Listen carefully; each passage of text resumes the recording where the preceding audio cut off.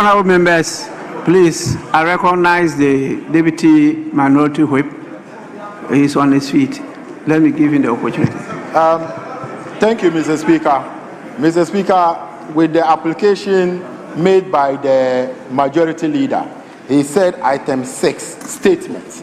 And Mr. Speaker, I want to draw the attention of the maker of this statement to Order 91.2. Mr. Speaker, Order 91.2 states that a Minister of State may make a statement of government policy, and the statement shall be limited to facts which are necessary to be made known to the House, and not contain matters that are likely, and must not contain statements that are likely to provoke debate. Mr. Speaker, I'm drawing the Minister's attention because you must limit yourself to 91.2a, that you should limit it to facts. You should not say anything that will provoke debate.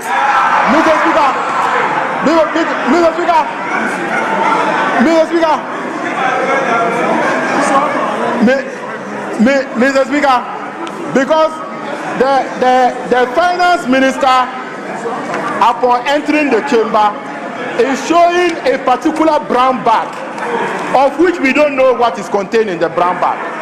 And Minister, don't come and ask of any money, because we will not give you 1 kobo. We won't give you any 1 kobo, Mr. Speaker. So if the minister is not limiting himself to facts, we will draw your attention and will raise the necessary issues with regards to the statement that. So I thank you, Mr. Speaker, and he should comply by that. Yes, Majority Leader. Yes, Mr. Speaker. Mr. Speaker, it is important that in this House we continuously educate ourselves. I do agree that it is a statement, and most statements by ministers are governed by Order 91. But you have forgotten that this House passed the Public Financial Management Act. And the Public Financial Management Act is the legislation that has directed that the minister comes to this House to present a mid-year review. And in that act, Section 28, it itemizes the things that he must come and account for. Some of those may be contentious. Some of those may provoke debate. But we passed a law and said he must come and present on all those matters. So you cannot restrict him to only the provisions of Order 91. So go and read the Public Financial Management Act and be guided by that one.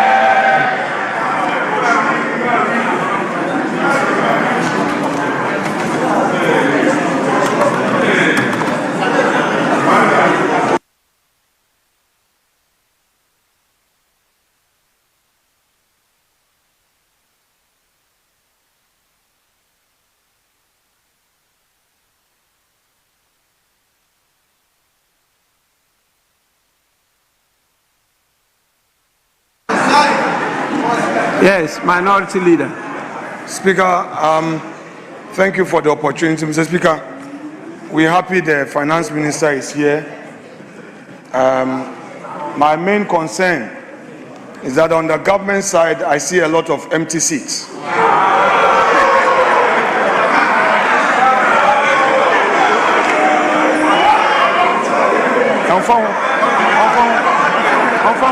I'm in opposition. Mr. Speaker,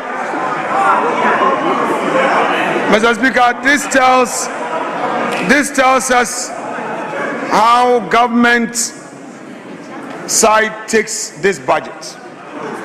Mr. Speaker, all ministers are supposed to be here. Mr. Speaker, I can count the number of cabinet ministers here. Mr. Speaker, cabinet ministers are supposed to be here and listen to the finance minister. But Mr. Speaker, it's okay. We are here to listen to him. If they have decided not to come in their numbers, it's fine. We have picked the signal. But the leader of government business has given an indication. So some of the facts will be contentious. We hope that the finance minister will record and address this house on the matters arising out of the Nkukon Ketenkete, which according to the Greek minister, the beneficiaries are eating the fowl. Like what happened to the confirmed. Mr. Speaker, this is a serious matter we hope you would address.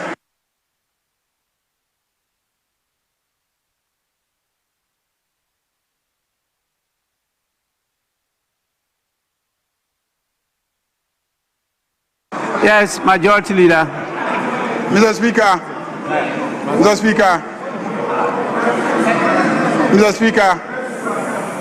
when the Akoko Nketekete project started and they were distributing the day-old chicks, Honorable Afenyomakin failed to take advantage, and so he didn't go for some of the day-old chicks. Others went and took the day-old chicks. Now they have matured, and they are now Akoko Nkasiye. And when they prepare their light soup and take, he's worried and complaining all over the place.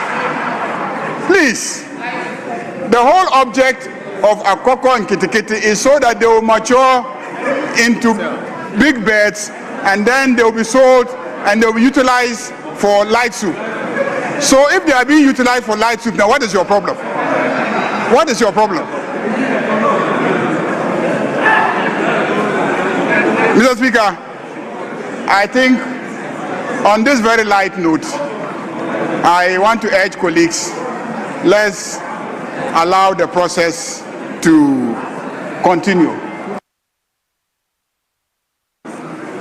Yes, honorable members, on your behalf, I invite the Minister of Finance to make the statement.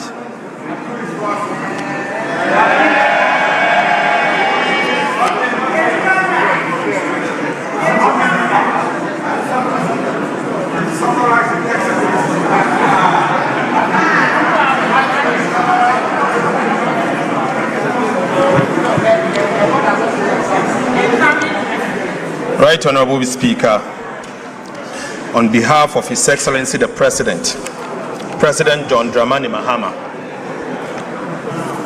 I have the humble duty to present the media fiscal policy review of the 2026 budget and economic policy of government.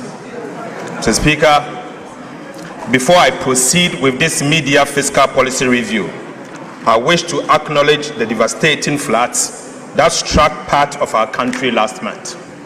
Right Honorable Speaker, as honorable members will recall, the floods claimed lives, displaced families, destroyed businesses, and caused extensive damage to public infrastructure.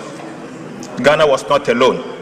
Similar floods also affected Nigeria, La Côte d'Ivoire, and Sierra Leone, highlighting the growing flood risk across West African coastline and the effect of climate change. Mr. Speaker, government responded swiftly by visiting the hardest hit communities, releasing funds for emergency relief, and launching a nationwide cleanup exercise. On the direction of His Excellency the President, I am making available additional resources for ongoing dredging and construction of critical drains in the affected areas.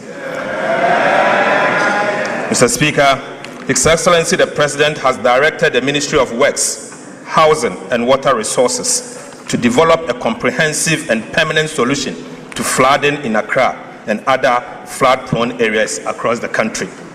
The necessary funding for the implementation of this permanent solution will be provided in the 2027 budget and the medium term. Mr. Speaker, I stand before this House with a deep sense of pride and confidence born out of strong performance in the last 1.5 years in the management of the Ghanaian economy. Right Honorable Speaker, this confidence is grounded in sound policy, in evidence, in measurable performance, and in credible data, and most importantly, in the lived experience of Ghanaians who endured a profound economic crisis and are now standing on firmer ground. Mr. Speaker, Section 28 of the Public Financial Management Act 2016, Act 921, requires the Minister for Finance to present to Parliament a mid-year fiscal policy review not later than 31st of July of each year. Right, Honourable Speaker, I'm here in fulfillment of this legal and constitutional obligation. Mr. Speaker, today I am not here to seek a supplementary estimate. The 2026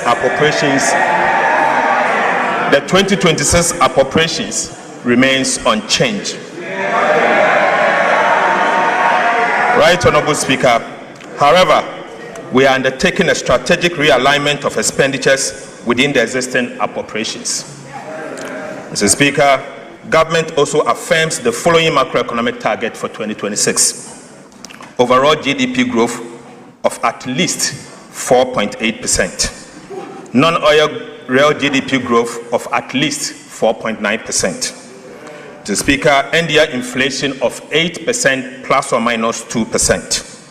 A primary surplus of 1.5% of GDP on commitment basis, and a gross international reserves sufficient to cover not less than 3 months of import.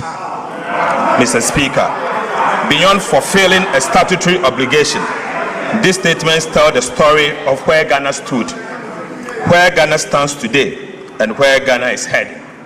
Mr. Speaker, I respectfully request the full text of this mid-year fiscal policy review be captured in the Hansard in its entirety, while I present the highlights to this House.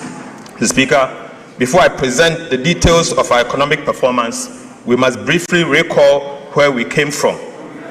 I do so because the lessons of economic history must never be forgotten. Mr. Speaker, when this administration took office, in January 2025, President Mahama inherited an economy on its knees. Right, Honourable Speaker, the economic crisis of 2022 was not merely an accident. It was the consequences of a series of wrong policy choices. Choices about reckless spending, choices about excessive and binge borrowing, choices about lack of accountability, and a failure to level with the people of Ghana about the true state of the Ghanaian economy. Mr. Speaker, the consequences of those wrong choices for the Ghanaian people were so severe. The cedi depreciated at levels never seen before, eroding savings, businesses, business capital, and purchasing power of millions of Ghanaians. Inflation exceeded 50%, dramatically increasing the cost of living and placing basic necessities beyond the reach of many people. Real disposable incomes declined sharply. Interest rates surged, making credit expensive for the private sector. Investor confidence collapsed. International reserves fell to extremely low levels. International credit rating agencies downgraded Ghana's sovereign debt to levels never seen in our history. Mr. Speaker, Ghana lost access to the international capital market. The previous government implemented most painful debt restructuring program that imposed crude and painful haircuts on domestic and external bondholders. Financial institutions and individual bondholders also suffered significant losses, with many losing their lifetime of savings. Even pensioners were not spared the burden of crude and painful haircuts under the DDP. The Speaker, and businesses closed or relocated, jobs were lost, and many households that had escaped poverty fell back into hardships. Mr. Speaker, this is an honest account of the economy and the one that His Excellency the President inherited. We recount this event not to dwell on the past, but to remind ourselves of the heavy price of fiscal indiscipline, excessive borrowing, weak accountability, and dishonest economic management. Mr. Speaker, Ghana must never be brought this low again. Right, Honourable Speaker. Right, Honourable Speaker. These painful experiences must strengthen our collective resolve to safeguard macroeconomic stability and ensure that such a crisis is never repeated. As a nation, we must internalize the true cost of economic mismanagement and commit ourselves to sound economic stewardship. Some lessons cannot simply be taught, they must be lived. But once learned, they must never be forgotten. Never again, Mr. Speaker. Mr. Speaker, this administration assumed office. When this administration assumed office, it moved swiftly and decisively to stabilize the economy and begin the work of national reconstruction. It was immediately clear that the old model of managing the economy had failed, and Ghana did not need incremental adjustment, but it needed structural reforms. We therefore took difficult but necessary decisions which were neither politically convenient nor painless. These decisions demanded our collective sacrifice, Mr. Speaker, but they were necessary to restore stability and rebuild confidence. Right Honorable Speaker, the progress Ghana is recording today did not happen by chance. Some have suggested that our recent macroeconomic gains are simply the product of good fortune. Others have attributed the recovery solely to the debt restructuring program or the IMF program inherited in 2025. But Mr. Speaker, I firmly disagree. Our recovery is as a result of superior economic management. Mr. Speaker, for emphasis, I firmly disagree. Ghana's recovery is as a result of superior economic management. Debt restructuring may create fiscal space, but it does not create fiscal discipline. Right Honorable Speaker, an IMF program may provide a framework, but it cannot substitute for sound policy, disciplined implementation, and political will. Sustainable economic recovery is built on good policy choices, competent economic management, and disciplined execution, and most importantly, courageous leadership. Mr. Speaker, the evidence before us is overwhelming. Ghana's recovery has been driven by a deliberate program of economic reforms implemented since President Mahama assumed office in January 2025. These reforms have strengthened public financial management, restored fiscal credibility, improved revenue mobilization, reduced fiscal risk, and reinforced macroeconomic stability. The results speak for themselves. Every major macroeconomic indicator has improved significantly. These outcomes are not accidental. They are the product of reforms, discipline, and sound economic management. Mr. Speaker, it is therefore important to place on record the reforms that have delivered this turnaround.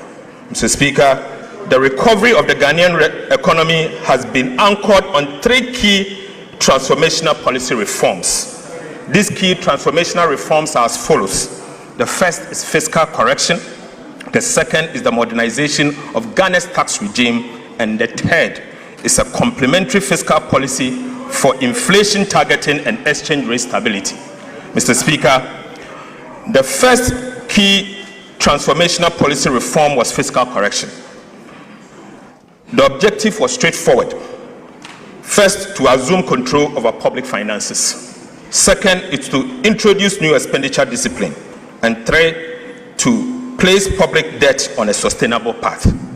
We therefore recalibrated Ghana's fiscal framework to ensure greater efficiency, stronger accountability, and fairer burden sharing across government. Right Honorable Speaker, the 2025 budget reset expenditure to 2023 nominal levels, eliminating wasteful spending that had weakened fiscal management over the years. As a result, primary expenditure declined sharply from 18.7% of GDP in 2024 to 13.2% of GDP in 2025. Mr. Speaker, a 5.5% adjustment without hurting economic growth. Most importantly, Right Honorable Speaker, the primary balance also improved from a deficit of 2.9% of GDP in 2024 to a surplus of 2.5% of GDP in 2025, placing public debt firmly on a downward trajectory. Mr. Speaker, a fiscal adjustment expenditure led by 5.4% of GDP in one calendar year. Mr. Speaker, this sent an unmistakable signal to Ghanaians, investors, and other development partners that fiscal discipline is the new order. Mr. Speaker, government also recalibrated the IMF program, shifting the emphasis from revenue-led to expenditure-led fiscal consolidation to achieve a fairer sharing of the adjustment burden. We amended the Public Financial Management Act to institutionalize a binding fiscal rule requiring a minimum annual primary surplus of 1.5% of GDP and a debt-to-GDP ceiling of 45% by 2034. These reforms signaled that fiscal indiscipline would no longer define the Ghanaian state. Mr. Speaker, aside, we established the Value for Money Office to strengthen expenditure efficiency, improve the quality of public expenditure, and ensure that every cedi spent delivers maximum value for the Ghanaian people. We established the Fiscal Council to strengthen fiscal oversight, transparency, and accountability. We undertook a comprehensive audit of government payables to eliminate irregular obligations. We also enforced expenditure control. Government amended the Public Procurement Act to require commitment authorization before procurement. Mr. Speaker, this reform firmly linked procurement to approved budget and restored discipline to public expenditure management across the government. Right Honorable Speaker, for the first time, state-owned enterprises are now bound by the commitment authorization, restraining them from spending beyond their means. Mr. Speaker, over the last 10 years, liabilities of state-owned enterprises have added the equivalent of about 3% of GDP to Ghana's public debt every single year. Mr. Speaker, this occurred because state-owned enterprises failed to honor their contractual obligation, compelling government to assume and settle those liabilities. This contributed to the sharp rise in Ghana's public debt. As a result, Mr. Speaker, the resources that would have financed critical infrastructure were used to pay those SOEs' debt. This is part of the reason why Ghana's debt grew unsustainably without the bridges, roads, or hospitals to show for. Right Honorable Speaker, what is the point of ensuring that ministries and even parliament live within their means if state-owned enterprises are permitted to run up liabilities that the taxpayer are ultimately forced to pay? Mr. Speaker, it is therefore important to recognize that Ghana's debt challenge was driven not only by fiscal deficit, but also by the unchecked accumulation of liabilities by state-owned enterprises. This is precisely why the commitment authorization regime would have been meaningless and ultimately ineffective had state-owned enterprises been excluded from its coverage.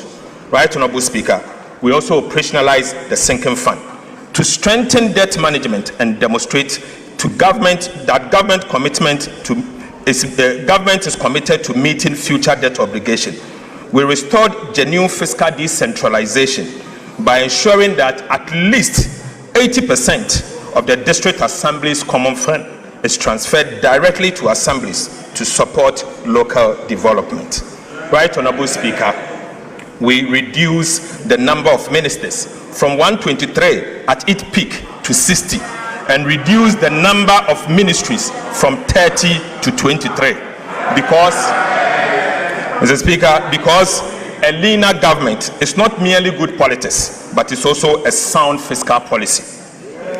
We curtailed non-essential expenditure, including excessive foreign travel, workshops, conferences, and unnecessary vehicle procurement. We also discontinued low-impact programs like the Ghana Cares of Atampa and the H0t to redirect scarce resources to national priorities. Mr. Speaker, the second key transformational policy reform was the modernization of Ghana's tax regime. The objective was very clear. First, to restore investor confidence. Second, to revive private enterprises. Third, to provide a relief to households and businesses, and also to increase domestic revenue through better policy, stronger compliance, and more efficient administration, not through higher tax reforms. We therefore abolished a number of nuisance taxes, including the following: e-levy, betting tax, COVID-19 health recovery levy, emission tax, VAT on motor insurance. Mr. Speaker, for the first time since 2015, we undertook comprehensive VAT reforms, removing distortions, improving efficiency, and strengthening compliance. More importantly, the reforms have left businesses with more working capital to invest, expand, and create jobs. We also introduced a sliding scale royalty regime for gold to ensure that Ghanaian people receive a fairer share of the economic returns from their natural resources. Right Honorable Speaker, beyond tax policy, we introduced major customs reforms supported by artificial intelligence and other digital technologies to strengthen compliance, reduce leakages, and improve revenue mobilization. Since the introduction of the AI-powered customs reforms, monthly customs revenue has increased by approximately 17%, reflecting stronger compliance, more effective enforcement, and significantly reduced leakages. We also amended the misuse of the tax refund account, ensure that resources intended for legitimate tax refund was no longer used as a slush fund. Mr. Speaker, the results have been remarkable. Despite abolishing multiple taxes and introducing no new tax handle, non-oil tax revenue increased by 0.5% of GDP, from 12.6% of GDP in 2024 to 13.1% of GDP in 2025. Mr. Speaker, simply put, government collected more taxes in 2025 even after abolishing the nuisance taxes, including the e-levy. Right Honorable Speaker, the lesson here is simple. Better policy, stronger compliance, and smarter administration will always deliver more sustainable revenue than higher taxes. Mr. Speaker, the third key transformational policy reform was the introduction of a complementary fiscal policy to support inflation targeting, ensuring exchange rate stability, and building external resilience. Central to this reform was the establishment of the Ghana Gold Board to curb gold smuggling, formalize the gold trade, and ensure that a greater share of Ghana's mineral wealth benefits the Ghanaian people. Through this intervention, Ghana generated an additional $15 billion in foreign exchange inflows from gold, significantly strengthening reserve accumulation and supporting exchange rate stability. This single policy measure improved Ghana's current account balance by 6.4 percentage points from a surplus of 1.9% in 2024 to 8.3% in 2025. Mr. Speaker, this represents a 4 times increment of the current account surplus in just 1 calendar year. Mr. Speaker, this was not simply a gold policy. This was a macroeconomic stabilization policy designed to strengthen the city, build external buffers, and restore confidence in the Ghanaian economy. To reinforce these gains, government developed and is implementing the Ghana Accelerated National Reserve Accumulation Policy, GANRAP, with the objective of increasing Ghana's international reserve to the equivalent of 15 months of import cover by end of 2028. In a landmark initiative, Mr. Speaker, government has also reached agreement with large-scale mining companies to purchase 30% of their annual gold production for refining by local refineries, strengthening domestic value addition and supporting reserve accumulation. Government further amended the Bank of Ghana Act to make inflation targeting a shared responsibility between the Ministry of Finance and the Bank of Ghana, ensuring stronger coordination between fiscal and monetary authorities. Mr. Speaker, economic reforms must ultimately be judged by their outcomes. I now turn to the evidence of what these key transformational policy reforms have delivered for the people of Ghana. Mr. Speaker, the results of the last 8 months demonstrate that disciplined policies, competent competent economic management, and consistent implementation delivers tangible results. Real GDP growth grew by 6.0% in 2025, the fastest pace of economic expansion since 2019.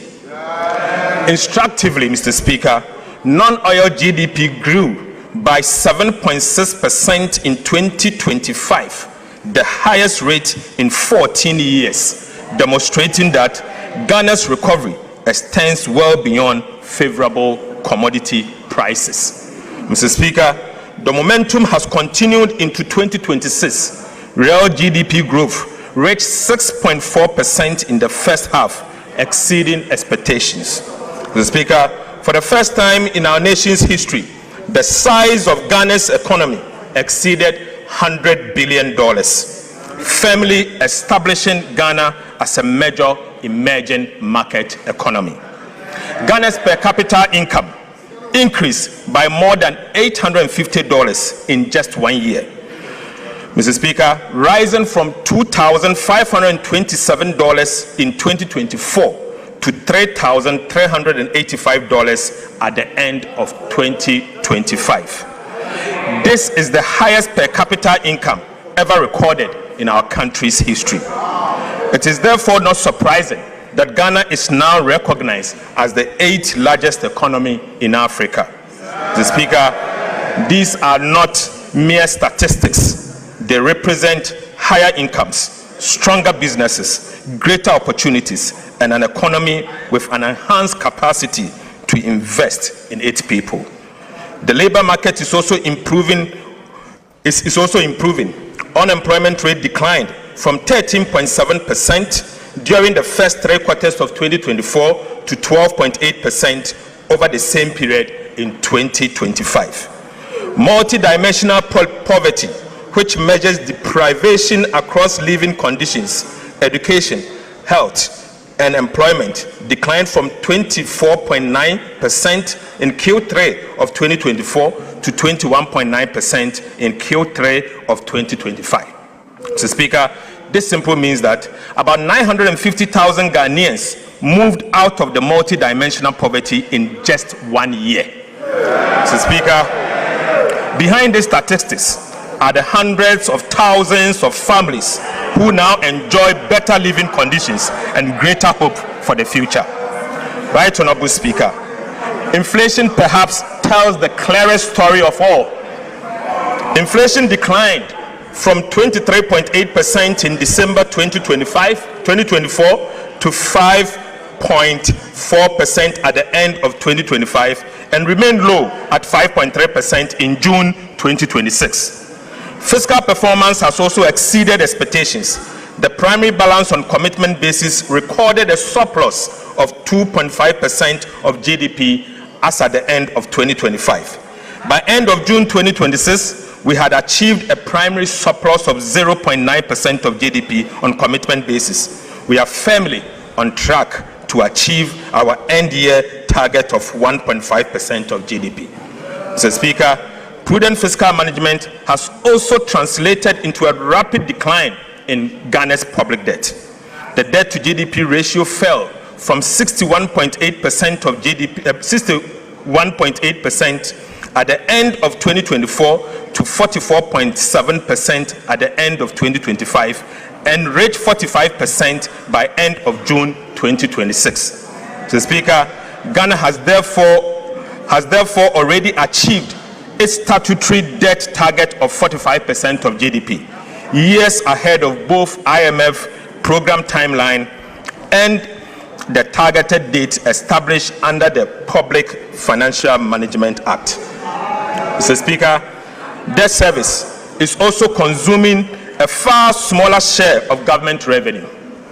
Debt service as a share of domestic revenue declined sharply from 55.7% in 2022 to 28.8% in 2025, freeing up billions of cedis for schools, hospitals, roads, and other national priorities. Mr. Speaker, for the first time since April 2014, Ghana's external and overall risk of debt distress has improved from high to moderate. Even more significantly, the joint World Bank IMF debt sustainability analysis has moved Ghana from unsustainable in 2023 to sustainable in 2025, and now for the first time ever to sustainable with room to absorb shocks. Honorable Minister,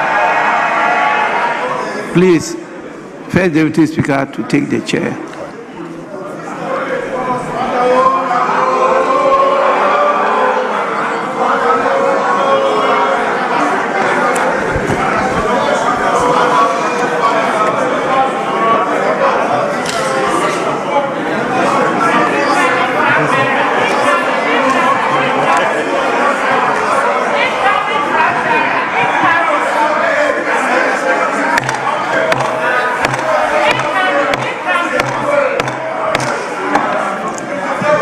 Minister, you may continue. Mr. Speaker, interest rates are singing from the same hymn book.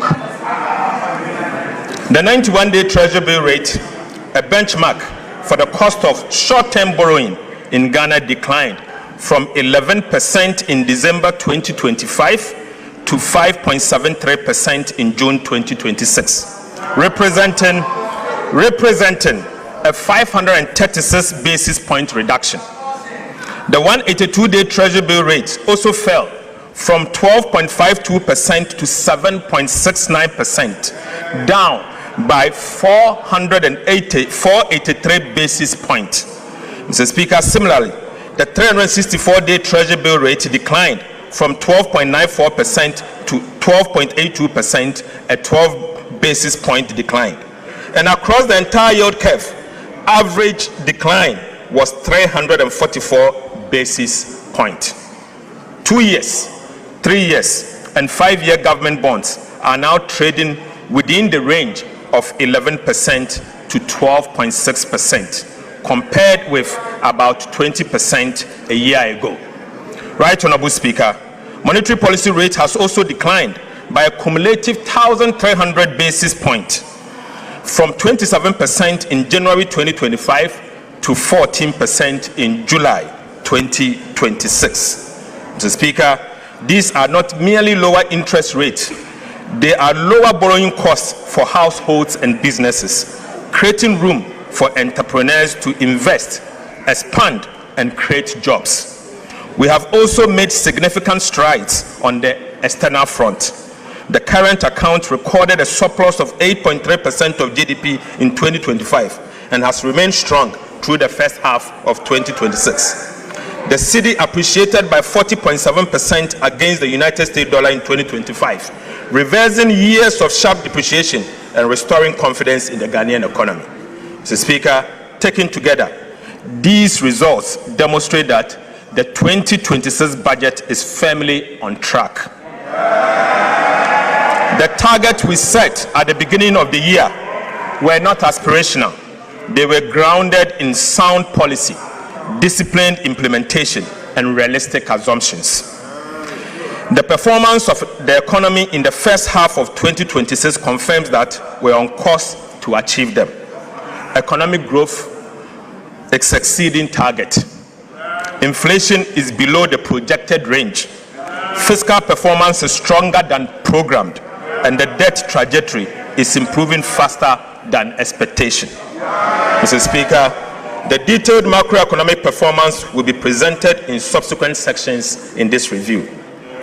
Right, Honorable Speaker, the commitment we made to the people of Ghana are being honored, and the results are evident. I now wish to speak, Mr. Speaker, I now wish to speak directly to every Ghanaian listening to me this afternoon. To the market trader whose purchasing power has improved because inflation has fallen. To the entrepreneur who can now borrow at lower interest rate to expand their businesses. And to the worker whose income now stretches further because the cedi has stabilized. These improvements are not abstract statistics. They are the dividend of sound and competent economic management. We recognize that the sacrifices required to restore the economy were significant, and that many households continue to face challenges. But we also know that the foundations of Ghana's economy are now firmly in place. Fiscal discipline has been restored. Macroeconomic stability has returned. Confidence has been rebuilt. And the institutions needed to safeguard these gains have been strengthened. Under the leadership of His Excellency President John Dramani Mahama, Ghana is not going back. Ghana is moving forward. Mr. Speaker, the government that has delivered these results over the past 18 months has earned the trust to continue implementing the reforms that will secure Ghana's long-term prosperity. Right, Honorable Speaker, next week, the Executive Board of the IMF is expected to approve the final review of Ghana's Extended Credit Facility Program, bringing to a successful conclusion the financial bailout IMF program. The Executive Board is also expected to approve a 36-month policy coordination instrument, a non-financing arrangement designed for countries that no longer have and are not expected to face balance of payment needs. Mr. Speaker, the PCI will anchor our next phase of reforms, strengthening macroeconomic resilience, support broad-based growth, and signal our unwavering commitment to sound and disciplined macroeconomic policy. The PCI will support reforms across 6 priority areas. First is to maintain growth-friendly fiscal consolidation. Second is to preserve debt sustainability. Third is to strengthen fiscal transparency and governance. The fourth is to enhance monetary and exchange rate policy framework. The fifth is to reinforce financial sector stability. And finally, to promote economic diversity and inclusive growth. Mr. Speaker, we believe our strong implementation record, together with the successful execution of the PCI, will strengthen Ghana's path towards investment grade status and enhance our ability to mobilize concessional and development financing for productive public investment. The PCI will include quantitative and 26 reform targets, monitored through semi-annual reviews to ensure sustained implementation of reforms that are critical to achieve our ambitious policy objective. Mr. Speaker, the details of the PCI targets are provided in detail in the media fiscal review document before the House. Right, Honorable Speaker, I now turn to macroeconomic performance for the first half of the year. Mr. Speaker, Ghana has not merely met its first half-year target, it has exceeded them. Mr. Speaker, overall GDP growth was 6.4% in the first quarter of 2026, well ahead of the 4.8% full-year target. Non-oil GDP growth was 6.3% in the first quarter of 2026, well ahead of the 4.9% full-year target. Inflation has more than halved, fallen from 13.7% in June 2025 to 5.3% by end of June 2026, against a target of 8 plus or minus 1% at the end of the year. The primary balance recorded a surplus of 0.9% of GDP on commitment basis, firmly on track to achieve our end-year target of 1.5% of GDP. Gross international reserves was 5 months of import cover as at end of June 2026, exceeding the target of at least 3 months of import cover. Mr. Speaker, January to June 2026, fiscal performance. Mr. Speaker, the provisional fiscal performance for the first half of 2026 is presented against the following approved 2026 fiscal target.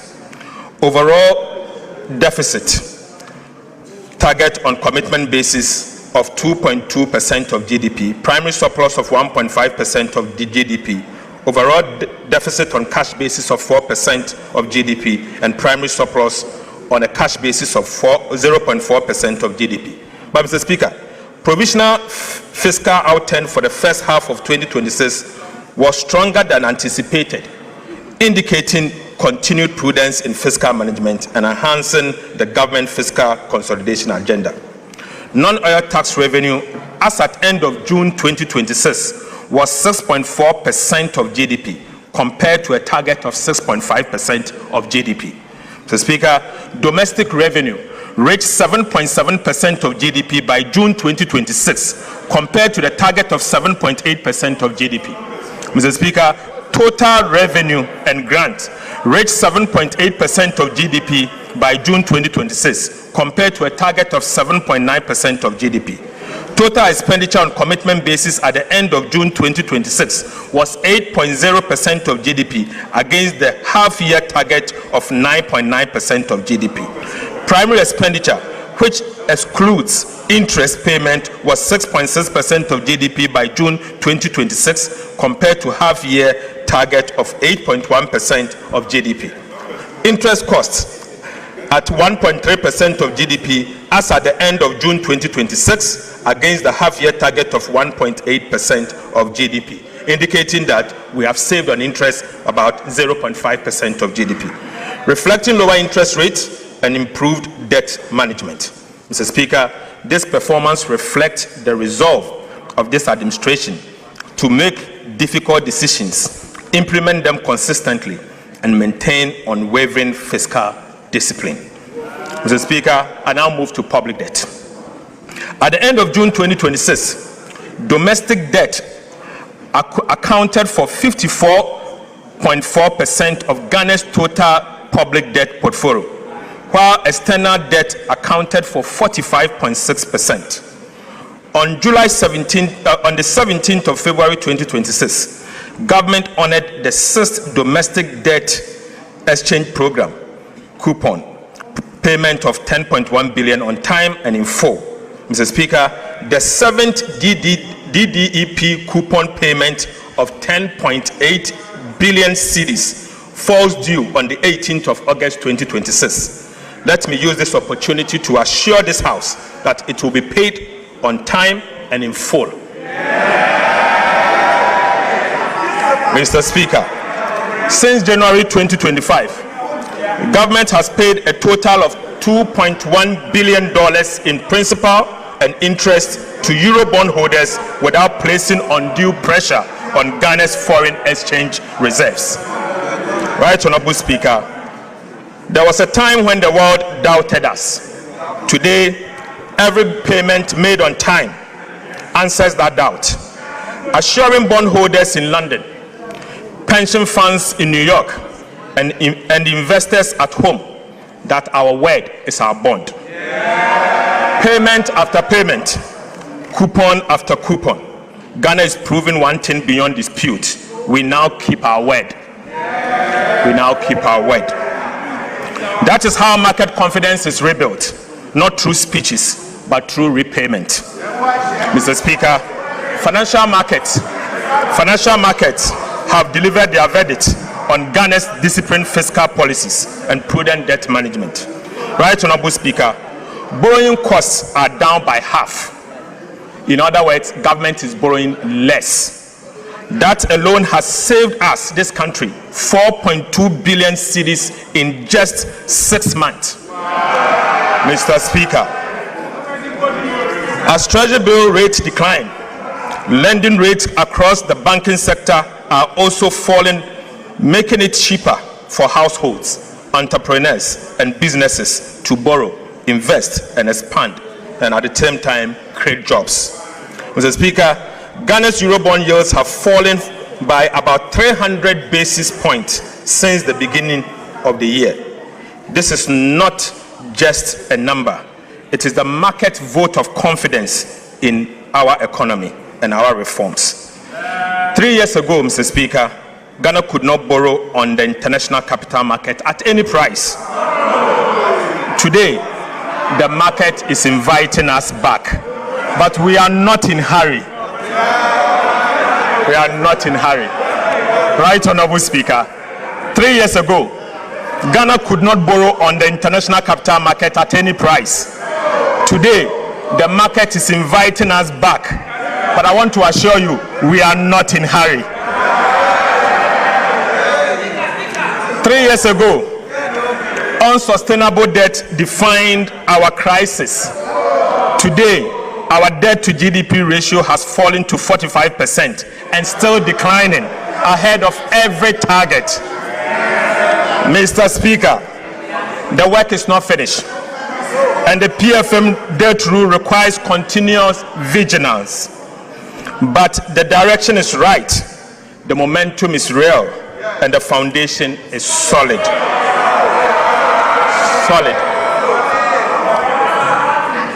Mr. Speaker, Ghana's external debt restructuring, initiated after the sovereign debt default of 2022, is now at its final stage. In just 3.5 years, Ghana has moved from default to credibility, from debt distress to debt sustainability, from market exclusion to a renewed investor confidence. This is an achievement every Ghanaian can be proud of. Mr. Speaker, following the 2022 public debt default, government could not borrow long-term in cedis and relied heavily and solely on treasury bills to finance the budget. Mr. Speaker, Ghana has now overcome what the economists describe as the original sin, which is the inability of a country to borrow over the long term in its own currency. Mr. Speaker, 3 years restriction on new cedi bond issuance introduced as a result of the debt default caused this original sin. Mr. Speaker, in April 2026, Ghana successfully raised $2.7 billion through its first 7-year cedi-denominated bond since the 2022 debt default. This marks an important step in rebuilding the domestic bond market and restoring long-term financing in our own currency. This further demonstrates that Ghana has regained the ability to mobilize long-term financing in its own currency for development. Right Honorable Speaker, I'm proud to announce that Ghana has now overcome the original sin.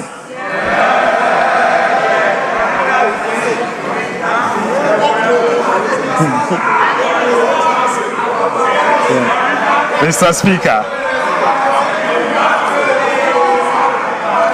Speaker, we have overcome the original sin. Whilst I now take you to the sinking fund. While Ghana's debt restructuring is nearing completion, prudent debt management requires us to look beyond today to tomorrow's obligation. Mr. Speaker, in 2027, DDEP bonds that will fall due is 58 billion Ghana cedis. Another 53 billion Ghana cedis will fall due in 2028. In 2 years alone, Ghana has to repay 111 billion cedis. 111. Mr. Speaker, this is the true Agenda 111. Right, Honorable Speaker? This is the true Agenda 111 Ghana must deal with.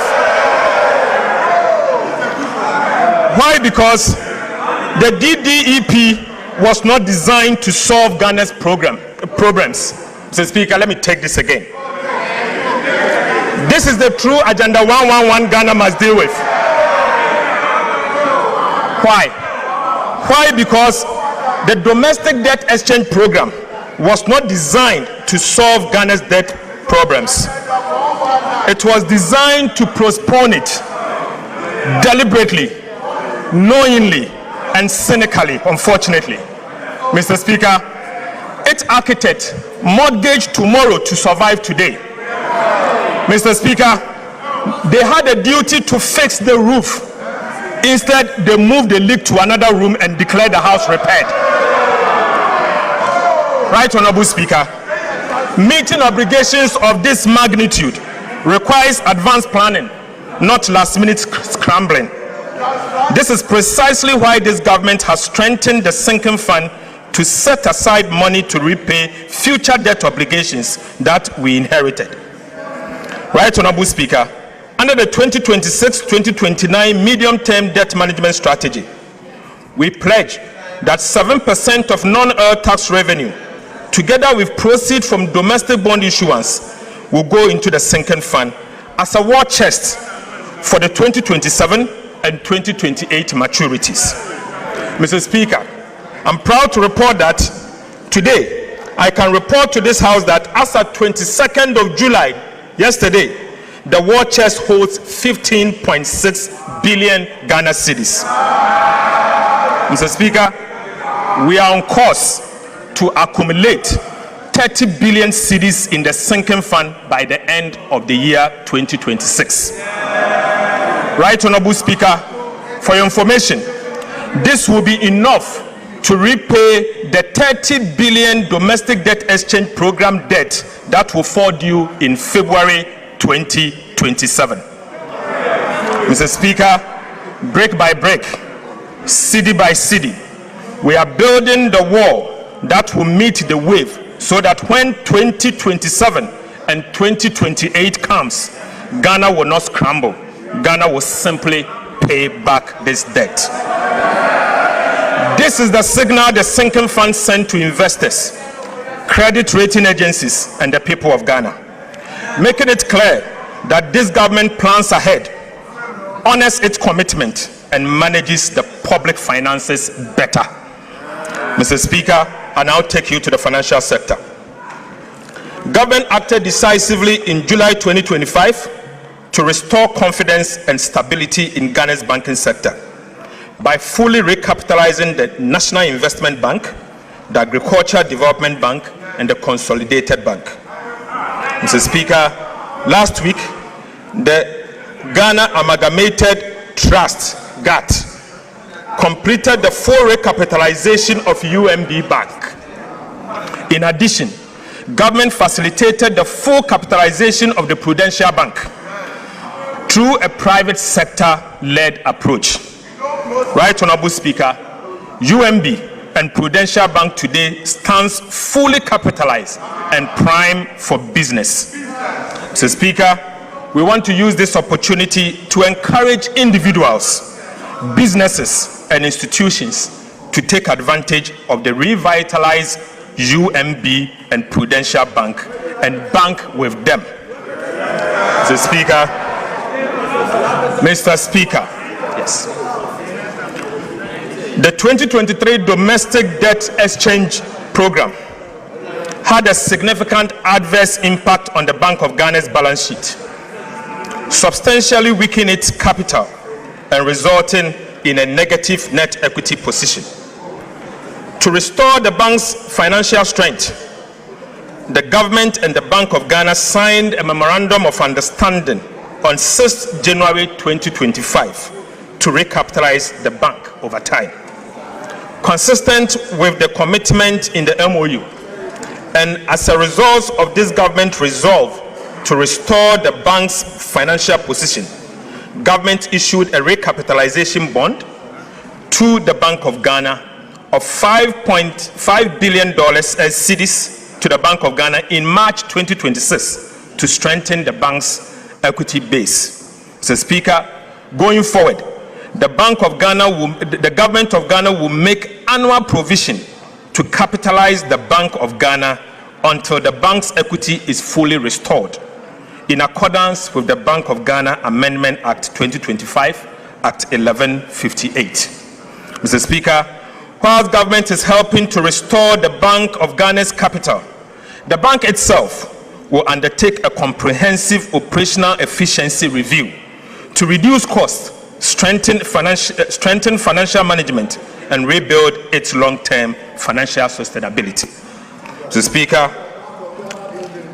to implement the Ghana Accelerated Reserve Accumulation Policy, government has significantly reduced the cost of the program from an average of 14.5% of gold pitches to 5%.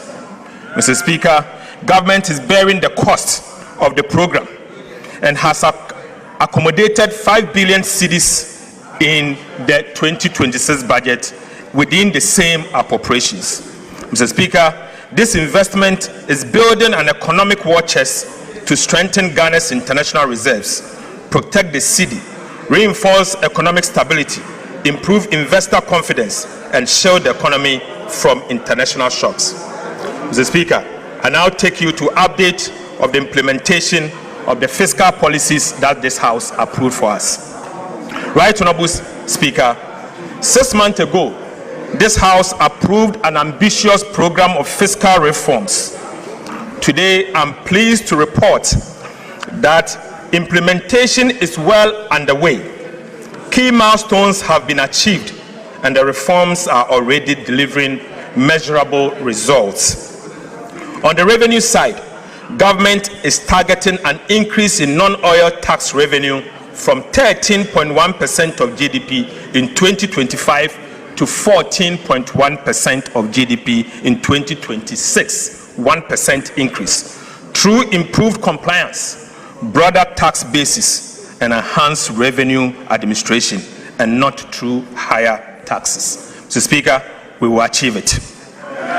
On the expenditure side, government remains firmly committed to keeping spending within approved limits while improving its efficiency and effectiveness. Mr. Speaker, I now take you to the individual tax reforms. Mr. Speaker, this government introduced the most ambitious reforms to Ghana's VAT system in over a decade to eliminate long-standing distortions, improve efficiency, and support business growth. We abolished COVID-19 health recovery levy. We decoupled Get Fund levy and the National Health Insurance levy from the VAT base, making both eligible for input tax deduction. We reduced the effective VAT rate from 21.9% to 20%. We abolished VAT on recognizance and prospecting for minerals. We raised VAT registration threshold from 200,000 to 750,000, relieving thousands of micro and small businesses of the obligation to register for and charge VAT. And we extended the zero rating of locally manufactured textiles to 2028. Right, Honorable Speaker, these reforms have simplified VAT systems, removed distortions, lowered the tax burden, and strengthened the foundation for improved compliance. Mr. Speaker, reforming the tax law was only the first step. Government is now leveraging technology to transform revenue administration and improve compliance. The cross-border technology solution for collecting VAT from non-resident platforms was successfully piloted in April 2026. The pilot confirmed that the system is functional, stable, secure, and compliant with regulatory requirements. Government is now moving decisively to secure the necessary regulatory approval for its nationwide rollout. Upon full deployment, Mr. Speaker, the system is projected to generate about 2.3 billion Ghana cedis in its first full year of operation, with revenue expected to grow by about 20% annually. Mr. Speaker, this is sustainable revenue without increasing tax rates. It simply ensures that cross-border digital platforms earning income from Ghanaian customers pay their fair share of taxes. Mr. Speaker, government is also rolling out fiscal electronic devices to strengthen VAT compliance and improve the monitoring of taxable transactions. The pilot phase is at an advanced stage. To encourage participation and improve compliance, government will also introduce the VAT reward scheme, under which customers who obtain valid VAT invoice will qualify for periodic reward. This will actively involve every Ghanaian in protecting the nation's tax base. Mr. Speaker, this is how a tax culture is built, not through fear, but through participation, transparency, and reward. Right, Honorable Speaker, the concept of fiscal electronic device was first proposed by the previous NDC administration in 2026. But Mr. Speaker, the previous NPP administration deserves commendation for enacting the necessary enabling legislation Mr. Speaker, the taxation, the use of Fiscal Electronic Device Act 2018, Act 999, laying an important legal foundation for this reform.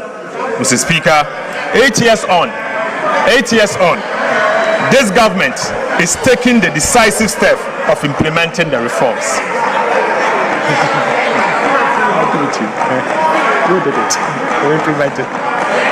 Mr. Speaker, for emphasis, the enabling legislation, the taxation, the use of Fiscal Electronic Device Act 2018, Act 966 was introduced in 2018 by the previous NPP administration. Mr. Speaker, I just want to use this opportunity to commend them.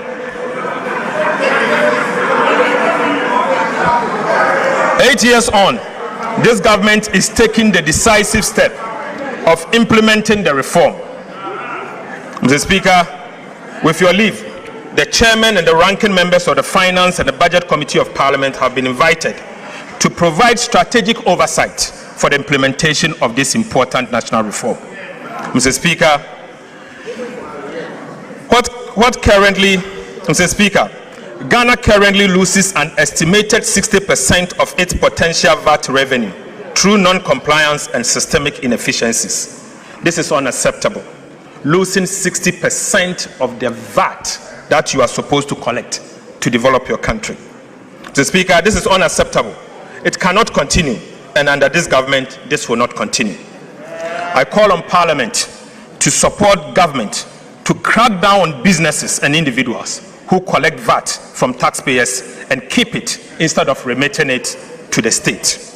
Mr. Speaker, Fiscal Electronic Devices will help improve VAT collection, reduce revenue leakages, and ensure that businesses account properly for VAT they collect.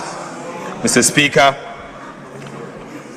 government has completed a comprehensive review of the Customs Act and the Excise Act. The bills are being laid before this House as part of the Media Fiscal Policy Review. I respectfully urge honourable members to give Customs and Excise Bill the expeditious consideration it deserves, so that these important reforms can be implemented without delay. Right Honourable Speaker, trade facilitation must never become a vehicle for tax evasion. Yet, Mr. Speaker, between 2020 and 2025, while 63% of taxable income entered directly into home consumption, the remaining 37% passed through customs suspense framework, including warehousing, transit, temporary admission, and free zones. These procedures exist to facilitate legitimate trade. However, Mr. Speaker, they have increasingly been exploited to evade duties and divert goods into domestic market without paying a single tax in return. Mr. Speaker, the cost extends far beyond lost revenue. Honest Ghanaian businesses and manufacturers are being forced to compete with imported goods that entered the domestic market through tax evasion. Mr. Speaker, this is not fair competition. It is an unfair burden on every law-abiding Ghanaian businesses. It must end. I must end now. Mr. Speaker, the Customs Bill before this House introduced bold reforms to close these loopholes and restore the integrity of Ghana's customs administration. To curb the abuse of warehousing, Mr. Speaker, government will introduce statutory maximum warehousing period as follows. Perishable goods, 3 months. General goods, 6 months. Raw materials, 12 months. Re-warehousing, Mr. Speaker, will be restricted to a maximum of 6 months, ending the practice of rolling warehousing. In addition, every bonded warehouse will be required to operate electronic inventory system linked to customs to enable real-time monitoring and audit control. Mr. Speaker, these are not merely administrative adjustments. They are structural reforms designed to accelerate revenue collection, reduce port congestion, improve compliance, and provide greater certainty for legitimate businesses. Government is also introducing the first port duty rule. Under this reform, Mr. Speaker, duties and taxes on goods declared for transit will become due at the first port of entry, removing one of the biggest avenues for false declaration and revenue leakages. Mr. Speaker, this simply means, Mr. Speaker, if you are to bring in something and you are to inform the customs official that the goods is destined to say Burkina Faso customs will be at the Tema port to collect their taxes before you move. This will end the practice of Aponchi break. Mr. Speaker, Right Honorable Speaker, appropriate customs to customs arrangement with destination countries will ensure that legitimate transit trade continues seamlessly whilst protecting Ghana's revenue. Right Honorable Speaker, Free Zones regime was established to promote export-led industrialization, not to serve as a duty-free trading and storage hub. Unfortunately, over the time, that objective has been undermined by abuse of the regime and weak controls over the use of raw materials. Ghana's free zones will once again serve their original purpose: build domestic industry, expand export, and create quality jobs for Ghanaians. Mr. Speaker, government will also strengthen import declaration and valuation by mandating the use of appropriate tax identification number for all importers. Mr. Speaker, downstream petroleum operations have for too long operated with fragmented controls and weak integration into customs systems. Mr. Speaker, bunkering and ship stores regime have consequently become vulnerable to diversion, under declaration and smuggling. This economy can no longer afford these leakages. Mr. Speaker, government would therefore enforce the statutory requirement for bank guarantee on the lifting of refined petroleum products and require product movement to be undertaken by only through approved pipelines and electronically tracked distribution system. Mr. Speaker, government will also remove the tax exemption on bunkering services in line with international practice to curb smuggling, strengthen compliance, and protect much needed revenue. Right Honorable Speaker, I now take you to excise duties. The evidence for reform is equally compelling in the area of excise duties. Analysis of wine and spirit imported between 2023 and 2025 shows a taxable revenue of over 5 billion Ghana cedis. However, about 78%, worth 4 billion Ghana cedis, entered customs procedures such as warehousing and transit. In other words, almost 4 out of every 5 cedis of the potential excise tax based on wine and spirit escaped the tax net. Mr. Speaker, only 1 cedi out of every 5 cedi was subjected to excise duty. That is neither efficient nor sustainable, and this must change. The excise duty bill before this House introduced a comprehensive package of reforms to close these leakages. Mr. Speaker, we will crack down this leakage. Right Honorable Speaker, specifically, government will introduce a hybrid excise system combining value-based and quantity-based taxation for wines and spirit to eliminate persistent undervaluation and misclassification and ensure a minimum level of tax is paid regardless of the declared value. Mr. Speaker, we will review the existing sliding scale excise rates for beer and stout product to better align them with government revenue objectives while preserving the incentive for local production.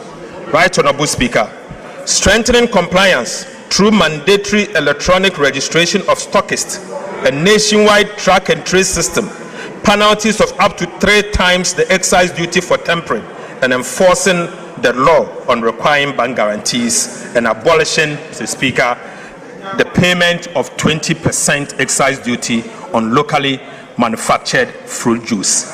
Mr. Speaker, We will abolish the 20% excise duty on locally manufactured fruit juices introduced in 2023. Right, Honorable Speaker, this is to support agro-processing and job creation. Mr. Speaker, I now take you to the publican AI trade solution. Technology is already transforming customs administration. The publican AI trade solution was fully deployed in March 2026, and the results has been remarkable. Mr. Speaker, between the pilot phase, January and February, and the full rollout phase, March to 17 July 2026, the publican AI trade solution increased assessed customs collection by over $300 million, representing 17.5% uplift over the values originally declared by importers. Mr. Speaker, publican increased the aggregate declared costs, insurance and freight value of imports by approximately 6.3%, but increased the sales collection by 17.5%. Since deployment, Mr. Speaker, the system has analyzed approximately 366,000 import declarations, nearly 1 in every 4, representing 24%, triggered more than one valuation risk indicator, requiring further review by customs officials. Before the deployment of the publican AI, many of these declarations would have been cleared without scrutiny, leading to substantially revenue losses. Mr. Speaker, the positive impact on customs revenue collection has been massive. Mr. Speaker, in March 2026 alone,